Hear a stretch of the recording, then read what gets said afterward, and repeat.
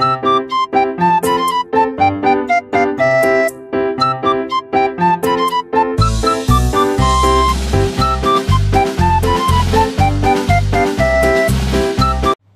guys! For today's video, gagawa tayo ng ice cream. Pero bago yan, dadali muna natin si Sasha sa clinic dahil siya ay need na x-ray today.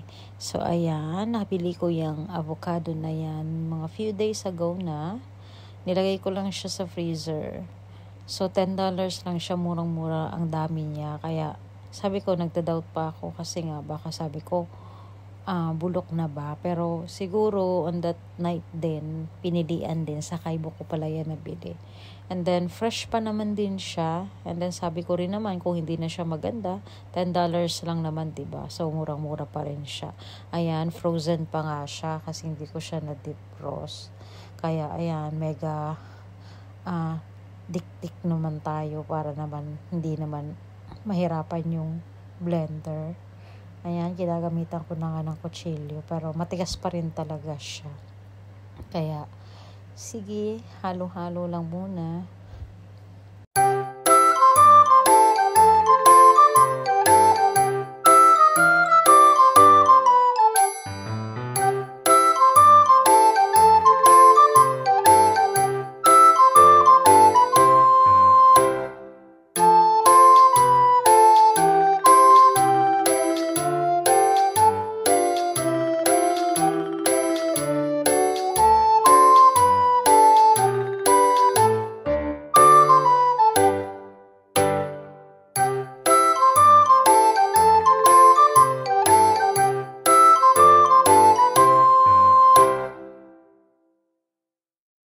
Ayan, medyo nahihirapan nga ako siyang durugin kasi talagang frozen na frozen pa siya. And then, by the way, gumamit lang pala ako dyan ng isang kanang condense, isang kanang ibap, tsaka nasal cream. So, ayan yung pinakamurang brand dito sa Hong Kong. So, ayan, medyo nag-soft na siya. So, i-blend lang natin ng i-blend. And then, gumamit pala ako ng cream cheese din.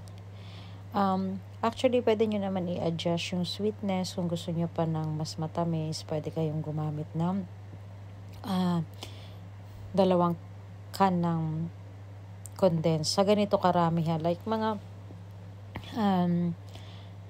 siguro mga 7 pieces to ng avocado na medyo malalaki din naman siya. So, ayan, marami siya eh. So, ayan, halu-haluin lang natin, haluin hanggang mag-mix na siya, hanggang maging very smooth na talaga siya.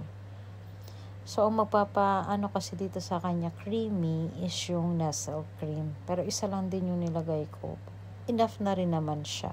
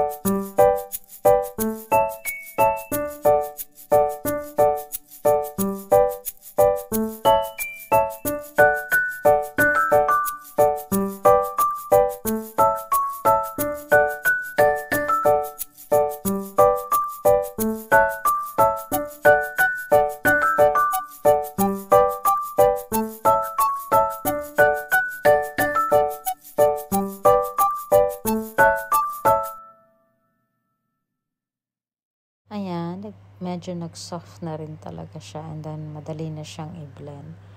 Pero sobrang dami niya lang din talaga. Kaya ang ginawa ko dyan, hinati ko na lang din siya para mas ma-blend pa siya ng maigi. So, ayan siya, diba? Creamy na siya. So, ginamitan ko na siya nung stick na yan. And by the way, yung blender na yan, binigay lang pala sa akin yan nung Indonesia na nagpapak. And then, hindi niya naman kasi mapasok sa sa baggage. Sa box niya kasi super dami na. So, sabi niya, tatapon niya na. And then, hinayang naman ako. Kaya yun, kinuha ko na lang. And then, very useful naman din talaga siya. Nagagamit pa talaga siya at maayos pa naman. By the way, kwento lang din naman kasi nga, yung mga Indonesian, pag nagpapak sila, hindi, mahirap magpa-box pala sa kanila, hindi kagaya sa atin sa Pilipinas. Pag nagsasend ng box, talagang punong-puno, siksik na siksik. Sa kanila, hindi pala pwede. And then, mas mahigpit yung custom sa kanila.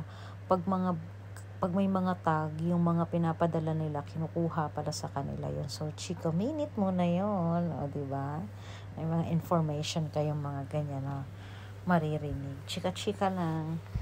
Kaya, pag nagpapak sila, marami talagang natitira. Marami pa akong nakuha nun, mga damit, mga stuffed toys. Pero, marami talaga, talaga yung box nila as in maluwang. Pag yung sa Pilipina, mga Pilipina nagpapak, talagang halos mabutas na yung box sa kakasiksik ng mga gamit. Sa kanila hindi pwedeng ganun. Mahigpit masyado sa kanila. Kaya maganda pa rin sa Pilipinas. So, sa atin nakakasingit-singit pa minsan ng mga gadget, mga whatever. Sa kanila talagang mega x-ray daw talaga. So, ayan na nga siya. Nilagay na natin yung nestle cream at ang ating cream cheese para meron siya naman siyang konting salt. Pero, hindi naman to ganun din katamis, Kasi nga, isa lang din yung nilagay kong nestle. Isa lang din yung nilagay kong condense. Ayoko rin naman kasi na masyadong matamis at ayoko rin naman masyadong creamy na lasa na lang siyang cream, hindi na naglalasa yung avocado natin. Kaya isa-isa lang, isang condense, and then yung ibab naman to make it watery lang din siya kasi masyadong malapot. O, tingnan nyo naman, diba yan? Napaka-creamy. Kung may mga avocado kayo dyan, mga sale, yan, bili na kayo. Ayan na siya. Mahilig talaga kasi akong bumili ng mga sale kasi nga nagtitipid ang peg, diba? Kailangan natin magtipid kahit na nandito tayo sa abroad kasi mayroon tayong mga project na dapat gawin.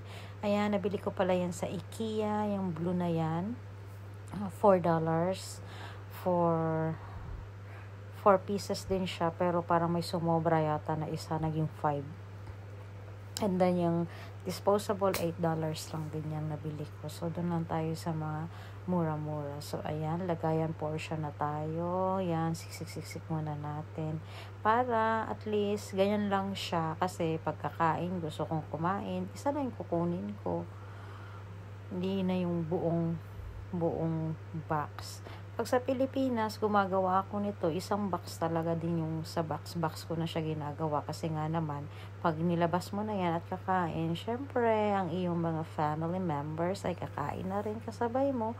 So, no need na naman ganyan-ganyan. And then, yung space ng fridge, ng freezer is hindi ganun kalakihan. So, isahan na lang. Ayan, kasi dito, kailangan maliit-liit. Tsaka ako lang naman mag-isa kakain. And then, nag-share din naman ako kay na Ate Janet at kay Tari para din naman may dessert din sila. So, ayan, pag aabot pa siya ng Saturday, magdadala din naman ako sa Saturday para maka-ice cream din naman yung aking mga friends dyan. Ayan, lagyan na natin sila.